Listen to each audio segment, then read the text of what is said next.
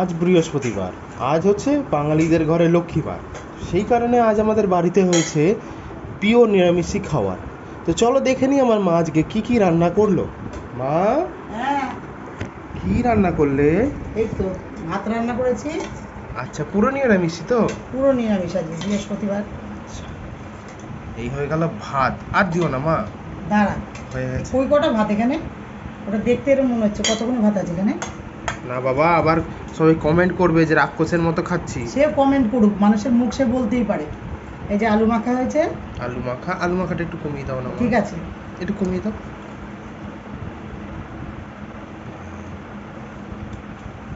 একটু কমিয়ে দিই। মা, এটা কম দাও। এটা উচ্ছে ভাজা। আর আছে এই যে আলু ভাজা, আলু ভাজা, তোর প্রিয় খাদ্য। আমার প্রিয় খাদ্য। হ্যাঁ, এটা হচ্ছে, আর হয়েছে মুগের ডাল। আর করেছে মা মুগের ডাল। আহ, মুগের ডাল আমি খাই না।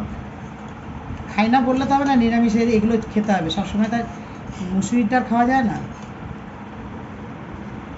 বিহারি বন্ধুদের উদ্দেশ্যে বলতে চাই যে আমাদের বাঙালিদের মধ্যে আছে পেঁয়াজটাও কিন্তু আমিষ। হ্যাঁ, আমিষ। হ্যাঁ, তো ওটাকেও এই শ্রাবণ মাস তোমরা এড়িয়ে চলো।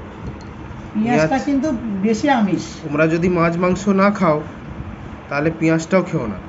পেঁয়াজটা চলে না। পেঁয়াজটা চলে না। সনাতন ধর্মে এটাই বলা আছে, তাই না মা? আর সনাতন ধর্মই হচ্ছে সবচেয়ে পুরাতন ধর্ম। মা, টাটা। টাটা।